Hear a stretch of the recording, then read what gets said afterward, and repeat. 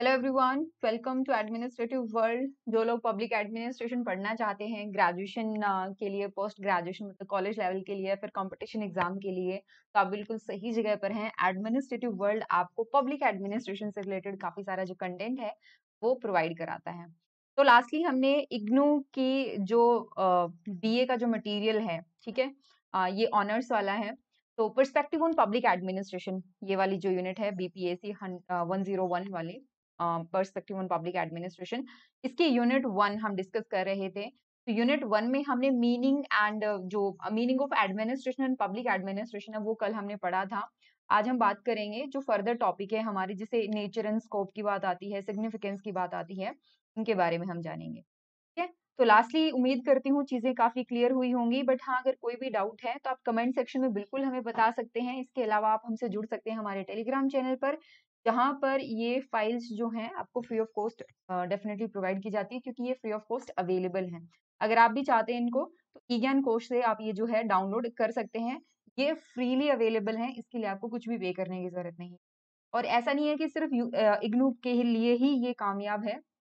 अगर आप बाकी किसी यूनिवर्सिटी के लिए प्रिपेयर कर रहे हैं तो भी ये वीडियोस आपके लिए बहुत फायदेमंद है। और जो लोग कंपटीशन एग्जाम की तैयारी कर रहे हैं बट जिनके पास अभी सफिशिएंट टाइम है, मतलब साल 2 साल बाद एग्जाम देने वाले हैं, उन लोगों के लिए भी ये वीडियोस काफी हेल्पफुल होने वाली है, क्योंकि वो बिल्कुल स्क्रैच से, बिल्कुल बेसिक से वो अपनी तैयारी शुरू कर सकते हैं। चलिए ज्यादा टाइम नहीं लगाते हैं और स्टार्ट करते हैं अपना पब्लिक एडमिनिस्ट्रेशन। तो मैंने कल आपको बताया था कि पब्लिक एडमिनिस्ट्रेशन एडमिनिस्ट्रेशन का ही पार्ट है। पहले एडमिनिस्ट्रेशन मतलब ब्रॉडली जो हम कॉन्शियस एफर्ट लगाते हैं, कोऑपरेटिव एफर्ट लगाते हैं कॉन्शियस पर्पस को अचीव करने के लिए, दैट इज एडमिनिस्ट्रेशन। और अगर ऐसा गवर्नमेंट सेक्टर में होता है तो हम उसको क्या बोलते हैं? Public administration. तो पब्लिक एडमिनिस्ट्रेशन में जो काम होता है, कल मैंने आपको बताया था कि इसको सिविल सर्वेंट भी बोलते हैं। जो परमानेंट एग्जीक्यूटिव होते हैं उनको ब्यूरोक्रेट्स भी बोला जाता है। तो पब्लिक एडमिनिस्ट्रेशन को कई जगह आपको ब्यूरोक्रेसी, जो रेफरेंस है ब्यूरोक्रेसी, वो भी मिलेगी। ब्यूरोक्रेसी होता क्या है बेसिकली? देखो, ब्यूरोक्रेसी इसका मतलब ये नहीं सिर्फ और सिर्फ गवर्नमेंट में होगा, उसी को हम ब्यूरोक्रेसी कहेंगे। ब्यूरोक्रेसी एक तरीके का ऑर्गेनाइजेशनल स्ट्रक्चर होता है। ओके, ये ध्यान रखिएगा। Bureaucracy as a particular organisational form is not only found in government. कई जगह जो बड़ी कंपनीज होती है वहां पर भी आपको ब्यूरोक्रेटिक स्ट्रक्चर देखने को मिल जाएगा। It also exist in private and third sector organisation, मतलब जो आपके सोशल सेक्टर्स होते हैं, जैसे कोई एनजीओ वगैरह है, वहां पर भी हमें ब्यूरोक्रेटिक स्ट्रक्चर देखने को मिल जाएंगे। अगर आपको एक्चुअल में जानना है कि ब्यूरोक्रेटिक स्ट्रक्चर्स होते क्या हैं, तो ये ब्यूरोक्रेटिक थ्योरी पर बेस्ड है। और वो ब्यूरोक्रेटिक थ्योरी किसने दी थी? मैक्स वेबर ने दी। तो मैक्स वेबर के बारे में हम जब जानेंगे तब ये थ्योरी मैं आपको बताऊंगी, बट इतना समझ लीजिए कि मैक्स वेबर की ये जो थ्योरी है ये बेस्ड है, वेबर ने कहा था कि हमें ब्यूरोक्रेसी को रूल्स एंड रेगुलेशन के हिसाब से स्टैब्लिश करना होगा, और ये हायरार्की वाला मॉडल रहेगा। हायरार्की मतलब कामों का बंटवारा होगा, सुपीरियर सबऑर्डिनेट रिलेशनशिप होगी, और सब कुछ रिटर्न होगा, रिटर्न डॉक्यूमेंट्स के हिसाब से काम होगा। तो जहां पर भी ये सब कुछ हो रहा हो, इस तरीके से काम हो रहा हो, तो वहां पर हम कहते हैं कि ये ब्यूरोक्रेटिक ऑर्गेनाइजेशन। पब्लिक एडमिनिस्ट्रेशन एक डिसिप्लिन है, मतलब जिसकी हम स्टडी कर रहे हैं, आप और हम बैठ करके डिस्कस कर रहे हैं, डिसिप्लिन है। And it is concern with the organisation and formulation and implementation of public policy. Just remember, last time मैंने आपको बताया था पॉलिसीज इंप्लीमेंट करना किसका काम है? एग्जीक्यूटिव का, पब्लिक एडमिनिस्ट्रेशन का। और कई बार पॉलिसीज फॉर्मुलेशन में एडवाइस देने का काम भी एडमिनिस्ट्रेशन करता है। फॉर्मुलेशन में भी इसका इंपॉर्टेंट रोल रहता है।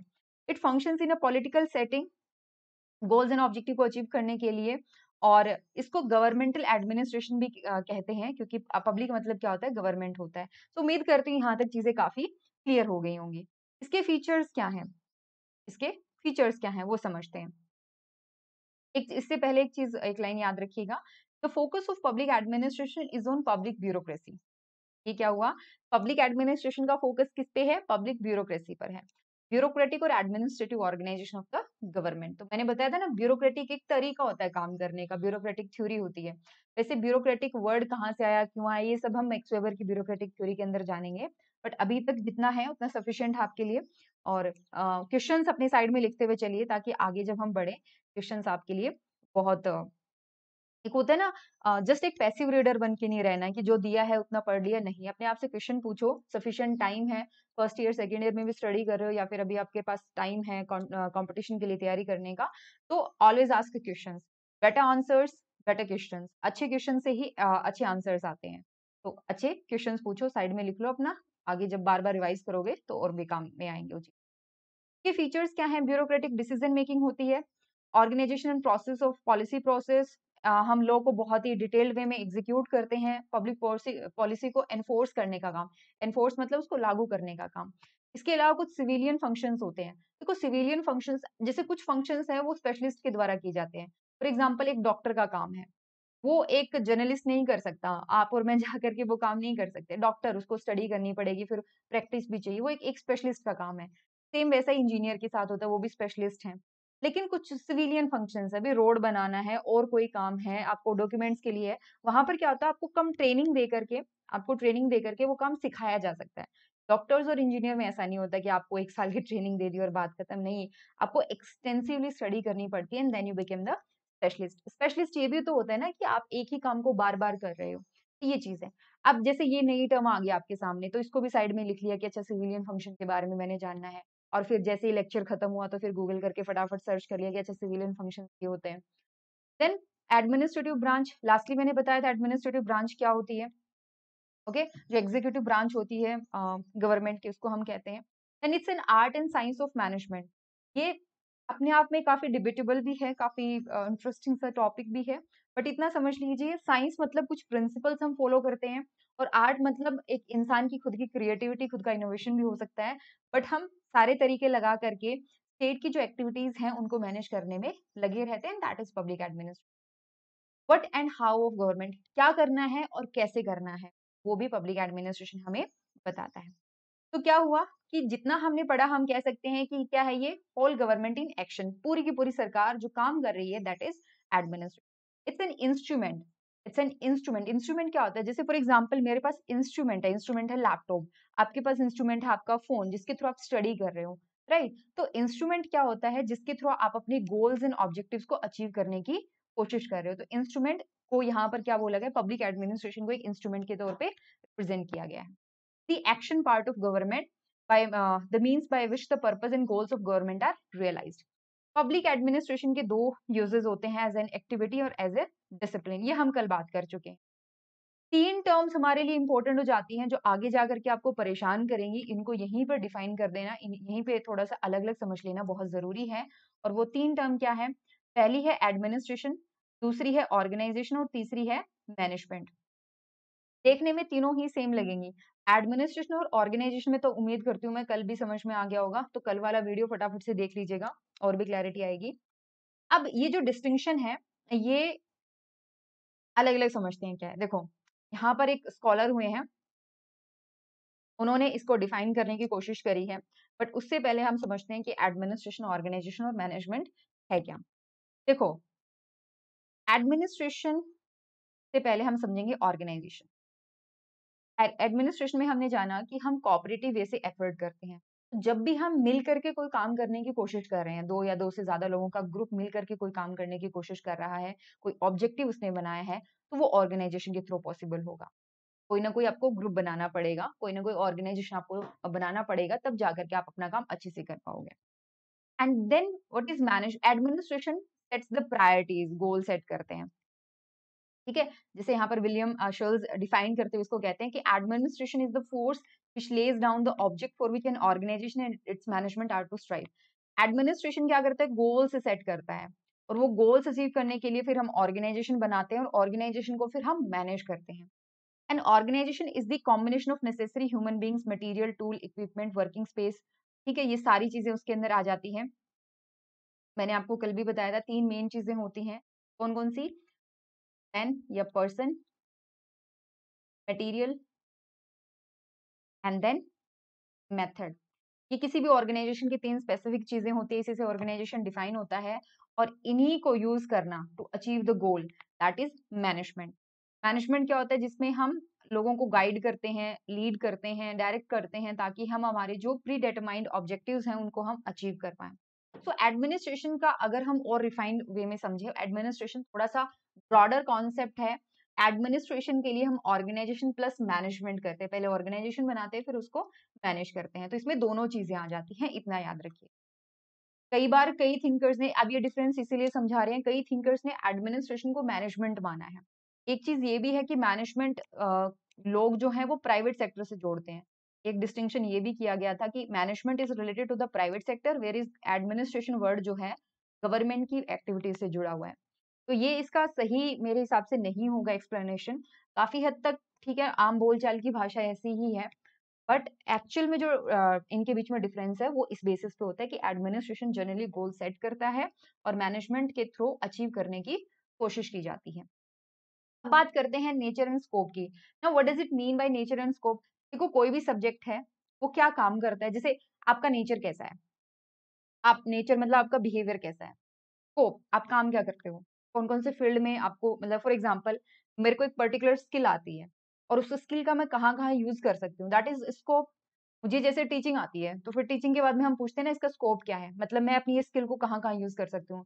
वैसे ही एडमिनिस्ट्रेशन स्किल है, इस स्किल को कहाँ कहाँ यूज किया जा सकता है, दैट इज स्कोप। और नेचर, ये कैसा है, इसका बिहेवियर कैसा है, उस तरीके से हम इसको समझने की कोशिश करते हैं। नेचर में क्या आ जाएंगे हमारे, हम कैसे रिएक्ट करते हैं, हमारा व्यू कैसा है, ये सारी चीजें। तो याद रखना है, इसमें कंफ्यूज होने वाले चीजें नहीं है, बट अगर आप फर्स्ट टाइम पढ़ रहे हैं तो हो सकता है थोड़ा सा आपको ये भूल जाओ आप कि स्कोप में क्या चीजें आ रही थी और नेचर में क्या चीजें आ रही थी। ये ध्यान रखना। नेचर में मैनेजरियल व्यूज और इंटीग्रल व्यू, दो व्यूज आते हैं। थोड़ा सा टाइम लेते हैं और समझने की कोशिश करते हैं क्या है ये दोनों views, managerial views and integral view.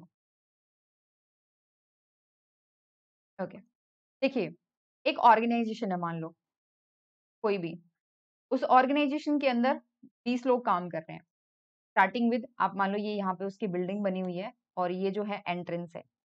Entrance में जैसे ही आप गए वहां पर आपको कौन मिलेगा, सिक्योरिटी गार्ड मिलेगा, राइट। एंटर किया आपने, वहां पर आपको कौन मिलेगा, वहां पर एक आपको पीएन मिलेगा। उसके बाद में फिर आपको और लोअर लेवल के स्टाफ मेंबर्स मिलेंगे, क्लरिकल स्टाफ मिलेगा। उसके बाद में आपको जो मैनेजर्स हैं वो मिलेंगे और अल्टीमेटली जो ओनर है वो मिलेगा। ठीक है, ये सारी चीजें आ गई।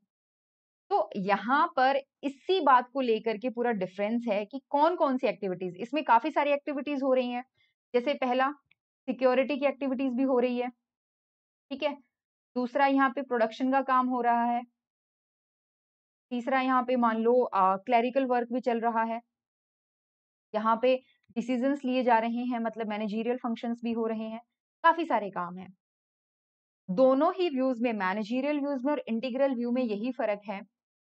मैनेजरियल व्यू, ठीक है, मैनेजरियल व्यू ये बिलीव करता है कि जो सिर्फ और सिर्फ मैनेजमेंट का काम है, जो डिसीजंस लेने का, जो डायरेक्शन देने का, गाइड करने का काम करता है, वही पब्लिक एडमिनिस्ट्रेशन है। बाकी ये जो एक्टिविटीज हैं ये पब्लिक एडमिनिस्ट्रेशन में नहीं आती हैं। वही इंटीग्रल व्यू ये कहता है कि न केवल मैनेजरियल बल्कि ये सारा का सारा जो काम हो रहा है, चाहे सिक्योरिटी का है, चाहे फिर वो क्लरिकल है, प्रोडक्शन का काम है, मैनेजरियल काम है, सारा का सारा काम आपका एडमिनिस्ट्रेशन में आता है।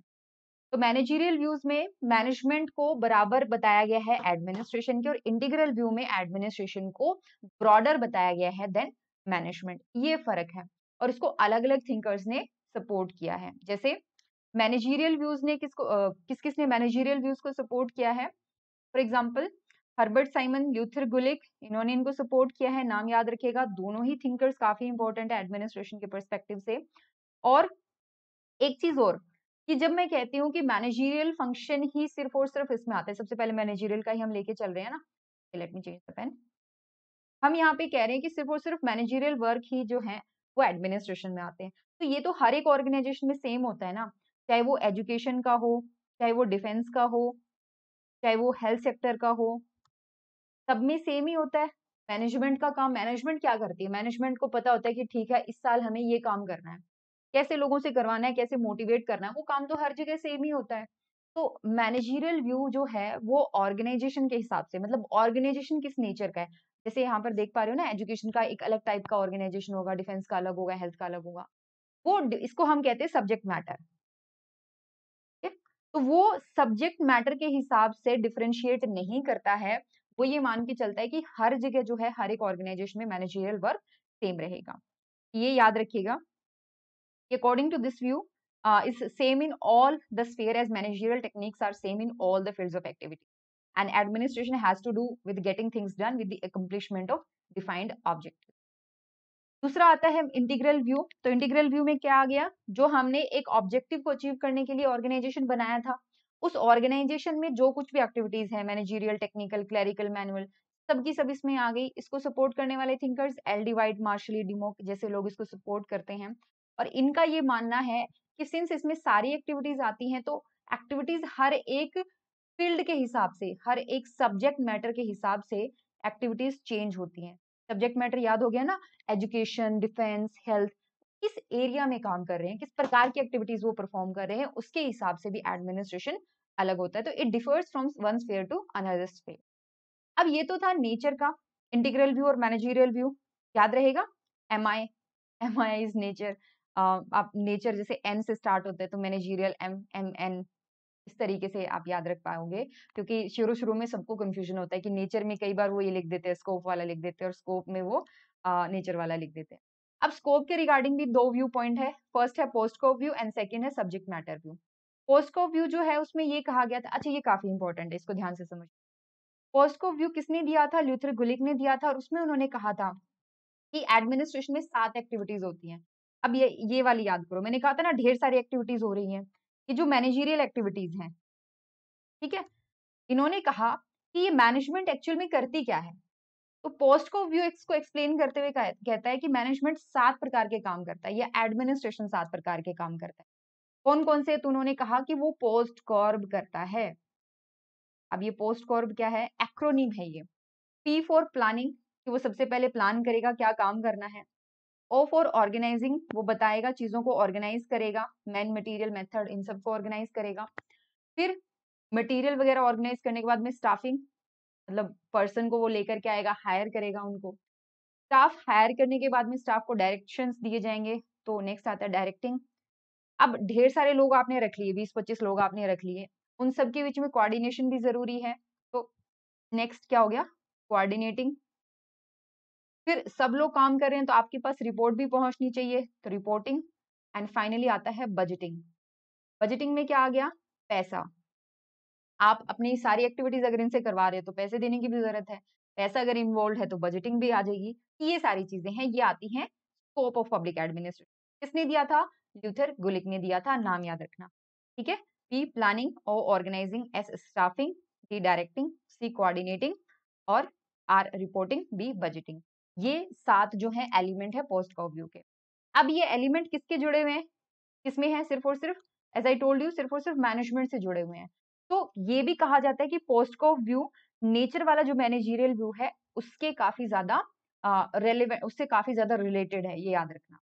Whereas when we talk about the integral view, उसके लिए मैंने आपको बताया था ना कि जब हम इंटीग्रल व्यू पढ़ते हैं तो वो सब्जेक्ट मैटर के हिसाब से चेंज होता है एडमिनिस्ट्रेशन का काम। तो सब्जेक्ट मैटर व्यू यहाँ पर आ जाता है।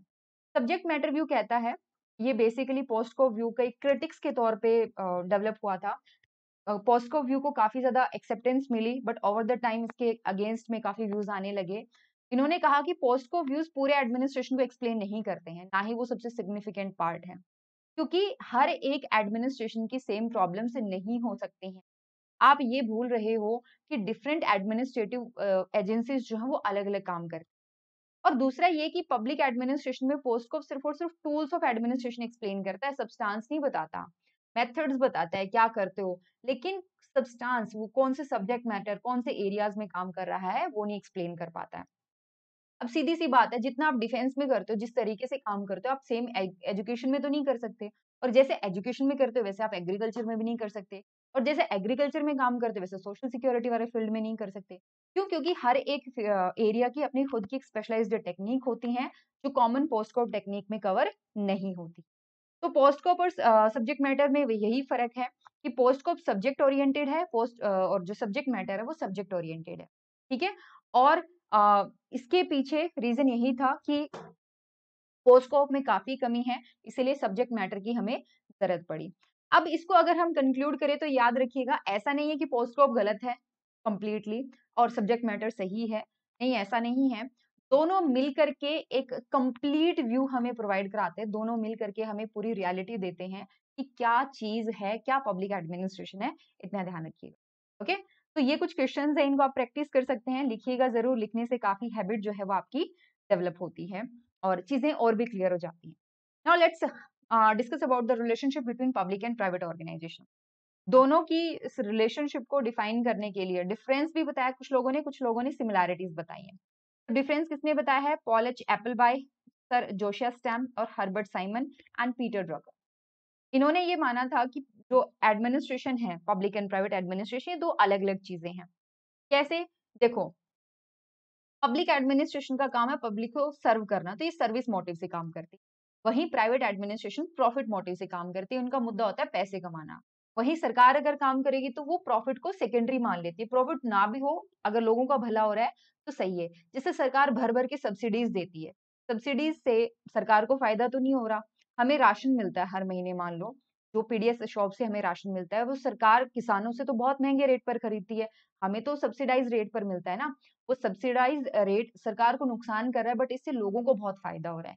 तो ये फर्क है प्राइवेट सेक्टर और public administration. Then public administration sense rules and regulations के हिसाब से काम करेगा, स्ट्रिक्टली स्ट्रिक्टली, और एडमिनिस्ट्रेटर अपनी मर्जी से कुछ नहीं कर सकते। वही प्राइवेट एडमिनिस्ट्रेशन में मैनेजमेंट के पास काफी फ्रीडम होती है, वो सिचुएशन के हिसाब से डिसीजन ले सकते हैं, उनके पास फ्लेक्सिबिलिटी होती है। पब्लिक एडमिनिस्ट्रेशन में पॉलिटिकल डायरेक्शंस जो होती हैं, जो उनके पॉलिटिकल एग्जीक्यूटिव्स ने, लेजिस्लेचर ने जो डिसाइड किया, वो उन्हीं को इम्प्लीमेंट करेंगे, तो वो उन्हीं से बाउंडेड होते हैं। वेयरएज इन प्राइवेट ऑर्गेनाइजेशन में ऐसा कोई पॉलिटिकल डायरेक्शन उनको नहीं होता। इमरजेंसी सिचुएशन में थोड़ा बहुत हो सकता है political direction, but as such नहीं होता है, और इसीलिए पब्लिक और प्राइवेट एडमिनिस्ट्रेशन अलग अलग है। पब्लिक एडमिनिस्ट्रेशन कंसिस्टेंट होता है in its treatment. Consistency of treatment का मतलब क्या हुआ कि हर जगह आपको सिमिलैरिटीज मिलेगी, हर जगह आपको यूनिफॉर्म लॉ मिलेंगे, रूल्स एंड रेगुलेशन सिमिलर मिलेंगे, कोई डिस्क्रिमिनेशन नहीं होगा, कहीं पर कहीं पर पार्शियलिटी आपको नहीं दिखेगी। तो कंसिस्टेंट एंड इम्पार्शियल, ये नेचर है पब्लिक एडमिनिस्ट्रेशन का। There is when we talk about the private administration, तो वहां पर प्रेफरेंशियल ट्रीटमेंट पॉसिबल है। प्रेफरेंशियल मतलब कि वो कुछ लोगों को ज्यादा प्रेफर कर सकते हैं, एक पर्टिकुलर ऑडियंस को वो टारगेट कर सकते हैं, अपने फेवरेट लोगों को टारगेट कर सकते हैं, और बाकी लोगों को हो सकता है उस चीज से एक्सक्लूड कर दें। इसके अलावा पब्लिक एडमिनिस्ट्रेशन लोगों की निगरानी में है। आप मीडिया के थ्रू, या वैसे आजकल सोशल मीडिया है, आरटीआई के थ्रू, वहां पर आपसे जवाब मांगा जा सकता है किसी भी टाइम पर। ऐसा प्राइवेट ऑर्गेनाइजेशन में नहीं होता। प्राइवेट ऑर्गेनाइजेशन में हद से हद उनके जो बॉस होते हैं वो उनसे जवाब मांग सकते हैं। पब्लिक, बहुत ज्यादा पब्लिक के लिए वो अकाउंटेबल नहीं होते, या वॉच्ड, मतलब रेगुलेशन हमारा वहां पर बहुत ज्यादा नहीं होता। एडमिनिस्ट्रेशन का टेन्योर जो है वो सिक्योर है, एक बार गवर्नमेंट जॉब लग गई तो फिर टेंशन नहीं है। Whereas in private sector ऐसी कोई आपको सिक्योरिटी नहीं मिलती है। पब्लिक एडमिनिस्ट्रेशन में मोनोपोली है गवर्नमेंट में। क्या आपको गवर्नमेंट के अलावा और कोई ऑर्गेनाइजेशन दिखाई देते हैं जो सरकारी काम कर रहे हो? जनरली नहीं। तो whereas in private administration competition है, भरे पड़े हैं। अब जियो के कंपटीशन कितने सारे हैं, जियो खुद एक कंपटीशन है, एयरटेल है, वोडाफोन, बाकी कंपनीज तो नहीं है। तो ये सारी चीजें। देन पब्लिक एडमिनिस्ट्रेशन में एक्सटर्नल फाइनेंशियल कंट्रोल होता है। सरकार हर साल बजट बनाती है, वो एक बजट में फिर फाइनेंस मिनिस्ट्री होती है, ऑडिट बैठता है, और ये सारी चीजें। आपके जो प्राइवेट एडमिनिस्ट्रेशन है उसमें एक्सटर्नल नहीं होता, जो कुछ है वो इंटरनल है। इंटरनल आप पैसे डिसाइड कर रहे हो, फाइनेंस डिसाइड कर रहे हो, एक्सटर्नल कुछ नहीं। Then nature of functions completely different है। पब्लिक एडमिनिस्ट्रेशन का काम ज्यादा कॉम्प्रिहेंसिव है, अलग अलग टाइप के काम वो करते हैं, अलग अलग लोगों को टारगेट करते हैं, जबकि प्राइवेट एडमिनिस्ट्रेशन में ऐसा नहीं होता। पब्लिक एडमिनिस्ट्रेटर अनोनिमसली काम करता है। अनोनिमसली मतलब आप बहुत कम सिविल सर्वेंट्स के नाम जानते हो, हालांकि वो काम करते हैं, बट बहुत कम लोगों के आप नाम जानते हो, क्योंकि वो अनोनिमिटी के साथ काम करते हैं। अनोनिमिटी मतलब कि उनका नाम पब्लिक में नहीं आता है। पब्लिक में नाम किनका आता है? पॉलिटिकल एग्जीक्यूटिव्स का आता है। पॉलिटिकल एग्जीक्यूटिव उनके जगह सारा जो क्रेडिट लेते हैं, और ये गलत चीज नहीं है, ठीक है? अगर आप इसको ऐसे समझ रहे हो कि ये गलत चीज है, नहीं। पब्लिक एडमिनिस्ट्रेशन का काम ही है कि जिसने उसको रखा है, जो उसको डायरेक्शन दे रहा है, उसके हिसाब से काम करना। इट्स अ काइंड ऑफ नौकर, नौकरशाही भी बोलते हैं इसको। तो अगर आप एक सर्वेंट हो तो how can you take credit? जो मालिक है, जो जिसने बोला है, वो क्रेडिट लेगा, काइंड ऑफ थिंग, राइट? तो मिनिस्टर जो है वो रिस्पॉन्सिबिलिटी अज्यूम करता है, और फाइनली मिनिस्टर भी किसके लिए रिस्पॉन्सिबल है? मालिक के लिए, that is your public. Public के लिए वो रिस्पॉन्सिबल है, बट ऐसा प्राइवेट एडमिनिस्ट्रेशन में है। पब्लिक एडमिनिस्ट्रेशन प्राइवेट एडमिनिस्ट्रेशन से इस बात पर भी डिफरेंस है कि एफिशिएंसी को आप कैसे मेजर करते हैं। एफिशिएंसी जो है, एफिशिएंसी ये होता है कि हम प्रॉफिट कितना कमा रहे हैं, हमें फायदा कितना हो रहा है, कम से कम इनपुट में हम ज्यादा से ज्यादा प्रॉफिट कमा रहे हैं, ये सारी चीजें। तो उनका क्या है? एफिशिएंसी का क्राइटेरिया रिसोर्स यूज या प्रॉफिट अर्निंग पे है, इनपुट आउटपुट रिलेशनशिप पर है। जबकि पब्लिक एडमिनिस्ट्रेशन में ऐसा नहीं है। पब्लिक एडमिनिस्ट्रेशन में कितने लोग, ज्यादा लोगों को फायदा हो रहा है उस पर है। पब्लिक अकाउंटेबिलिटी, सरकार को आपको जवाब देना है, लोगों को जवाब देना है। कंसिस्टेंसी ऑफ ट्रीटमेंट, आप अपने ट्रीटमेंट में, अपने बिहेवियर में किसी को आप अलग तो नहीं कर रहे, किसी को नुकसान तो नहीं पहुंचा रहे। अनकॉन्शियसनेस ऑफ कम्युनिटी सर्विस, हमेशा आपको ध्यान रखना होगा कि आप अपने भले के लिए नहीं, लोगों के भले के लिए काम करें। तो ये सारी चीजें इसमें होती। डिफरेंस है तो कुछ सिमिलैरिटीज भी होंगी। हेनरी फायोल, एमपी फॉलेट, ल्यूथर गुलिक, लिंडल उर्विक जैसे थिंकर्स हैं जो ये मानते हैं कि दोनों में डिफरेंस नहीं है, दोनों एक ही चीज है। प्राइवेट हो पब्लिक हो, एडमिनिस्ट्रेशन इज सिमिलर।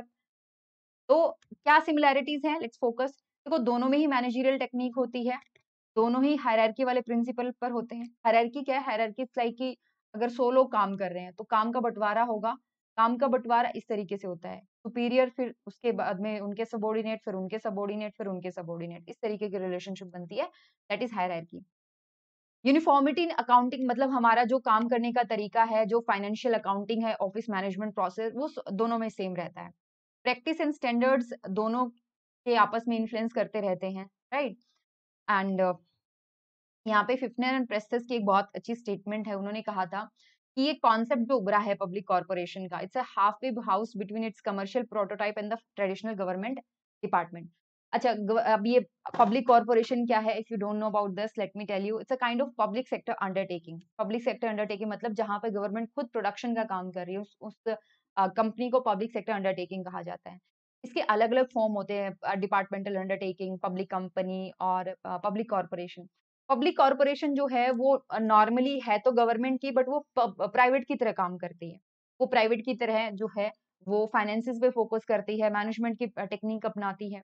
इसीलिए कहा गया है कि ऑल्दो ये है गवर्नमेंट की, बट प्राइवेट की तरह काम करे, इसलिए इसको हाफ वे हाउस की तरफ बोला गया है।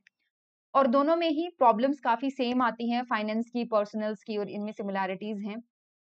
और इसीलिए हम जो है देख पा रहे हैं कि स्टाफ प्राइवेट से पब्लिक में और पब्लिक से प्राइवेट में आते जाते रहते हैं। ठीक है, ये ध्यान रखिएगा। बट आज के टाइम पे काफी सारी नई चीजें हमारे सामने आ रही हैं। With the onset of globalization and new management practice, the boundaries between public and private administration are getting blurred. ये अगर आप मान लो मैं स्टेटमेंट लिख करके आपसे पूछ लूं कि इसको एक्सप्लेन कीजिए, ये पूरी एग्जैक्टली स्टेटमेंट दे करके आपको आगे लिख दिया जाए एक्सप्लेन, तो क्या आप कर पाएंगे? यहीं पर आपको बताना है। पब्लिक सेक्टर से उम्मीद की जाती है कि वो भी प्राइवेट सेक्टर की तरह एफिशिएंसी के साथ काम करे, एफिशिएंसी, इकोनॉमी एंड इफेक्टिवनेस लेकर के आए।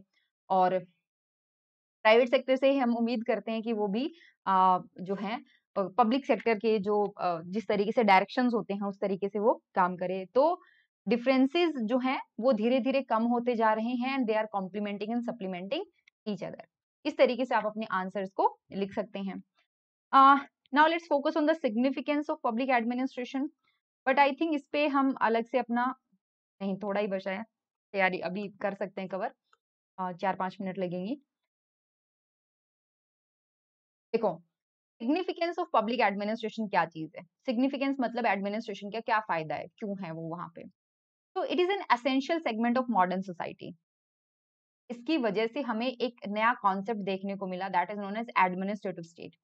एडमिनिस्ट्रेटिव स्टेट क्या होता है कि इंसान की जिंदगी की हर एक एक्टिविटी फ्रॉम वोम टू टोम, है ना, उसके माँ के पेट से लेकर के उसकी टोम तक, उसके डेथ, जो उसके डेथ सर्टिफिकेट तक, सब कुछ गवर्नमेंट एजेंसीज के द्वारा कंट्रोल किया जाता है, एडमिनिस्ट्रेटिव एजेंसीज के द्वारा कंट्रोल किया जाता है। तो दैट शोज कि हाउ सिग्निफिकेंट पब्लिक एडमिनिस्ट्रेशन है। जो फंक्शंस हैं हर टाइम एक्सपैंड हो रहे हैं स्केल, रेंज एंड नेचर में, और अभी भी बढ़ ही रहे हैं। तो हमें पब्लिक ऑर्डर को मेंटेन करने की जरूरत है, social security, welfare, economic infrastructure को बनाने की जरूरत है। साथ ही साथ हम जो पब्लिक को जो सर्विस प्रोवाइड करा रहे हैं, सेफ्टी, यूटिलिटीज, कॉन्ट्रेक्चुअल ऑब्लिगेशंस, इन सारी चीजों को भी अब हमें ज्यादा फोकस करने की जरूरत है। मतलब जो बेसिक फंक्शंस थे, जो शुरू से चलते आ रहे थे, ट्रेडिशनल फंक्शंस, वो तो है ही हैं, नए फंक्शंस भी ऐड होते जा रहे हैं पब्लिक एडमिनिस्ट्रेशन की लिस्ट में। And that's why it's nature, content and scope, जो भी इसका तरीका है, जो प्रॉब्लम्स है, and that's why modern government की प्रॉब्लम में जो बिल्कुल जड़ है वो क्या है? एडमिनिस्ट्रेशन है। कहीं पर भी लगे गवर्नमेंट में कोई प्रॉब्लम आ रही है तो एक बार उसका एडमिनिस्ट्रेशन देख लेना। और डेवलपिंग कंट्रीज में तो ये और भी इम्पोर्टेंट हो जाता है क्योंकि उनको डेवलपमेंट करनी है, सोशल एंड इकोनॉमिक डेवलपमेंट करनी है, बहुत सारे प्लान्स बनाते हैं। प्लान्स तो ठीक है बट इम्प्लीमेंट करना, और वो भी जब आपकी पॉपुलेशन इंडिया जैसी हो, राइट? उनको हैप्पी रखना, प्रोस्पेरिटी दे पाना, वो बहुत ज़्यादा ज़रूरी हो जाता है। At that point of time public administration का रोल बहुत इंपॉर्टेंट है। इसीलिए इसको कहा जाता है कि it has become the instrument of change and development and a powerful agency in for achieving national integration. Instrument of change में इंडिया जैसी कंट्री में इन्होंने बहुत सारे डेवलपमेंट प्रोग्राम चलाए, जैसे community development, poverty eradication, employment guarantee schemes, housing schemes, rural connectivity, rural electrification, health care, बहुत सारी स्कीम्स। इसकी वजह से पब्लिक एडमिनिस्ट्रेशन जो है वो रूरल इंडिया का सिनेरियो चेंज करने में काफी सक्सेसफुल भी हुआ है। आज के दिन आप देखो बहुत सारी फैसिलिटीज आपको बिल्कुल रूरल एरिया में भी मिल जाएगी। And public administration national integration का भी एक इंस्ट्रूमेंट है, क्योंकि ये सारे लोगों को जोड़ करके रखता है आपस में। और खास करके जब इंडिया का पार्टीशन हुआ था उसके बाद में हमारे यहाँ जो रेफ्यूजीज आए थे उनको रिहेबिलिटेट करने में, सेटल करने में और प्रिंसली स्टेट को भारत में मिलाने में यहाँ पर भी एडमिनिस्ट्रेशन ने काफी इंपॉर्टेंट काम किया था।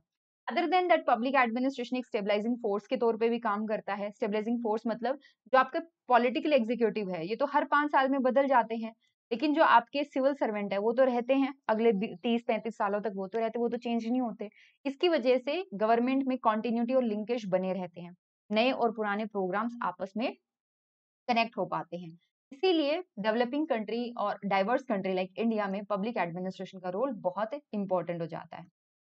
तो public administration is all about governance, it's the heart of development, market और सिविल सोसाइटी का इंटरफेस है। फ्रेडरिक्सन के अगर शब्दों में अगर हम बात करें तो public administration is moving toward theories of cooperation, networking, governance and institution, building and maintenance in response to the declining relationship between jurisdiction and public management in a fragmented and disarticulated state. इतना याद रखिएगा कि public administration का जो nature है वो change हो रहा है, तो उसके थ्योरीज में भी चेंज आ रहा है। यही यहाँ पे फ्रेडरिक्सन कहने की कोशिश कर रहे हैं। यहाँ पे कंप्लीट होता है। उम्मीद करती हूँ कि जो कंक्लूजन आप आराम से पढ़ लोगे। ये ग्लोसरी है, यहाँ पे कुछ टर्म्स हैं, ये जरूर पढ़ना, ये आपके बहुत काम आने वाली है, जैसे कंसिस्टेंसी ऑफ ट्रीटमेंट क्या होता है, एलपीजी क्या होता है, और ये सारी चीजें। तो कल हम बात करेंगे सेकेंड यूनिट पे। क्वेश्चंस लिखिए, अपना बढ़िया से प्रैक्टिस करिए और खुद के नोट्स बनाइए, वेल एंड गुड है। और कोई भी अगर डाउट है तो आप हमें कमेंट सेक्शन में पूछ सकते हैं। और ये जो यूनिट है आपको, ये हमारे टेलीग्राम चैनल पर आपको अवेलेबल हो जाएगी, अदरवाइज आप ई ज्ञान कोश की वेबसाइट से भी डाउनलोड कर सकते हैं। जाते जाते अगर अभी तक आपने वीडियो को लाइक नहीं किया है या फिर आपने कमेंट नहीं किया है तो फटाफट से कमेंट जरूर कीजिएगा। ओके, चलिए कल मिलते हैं। Till then take care and bye bye.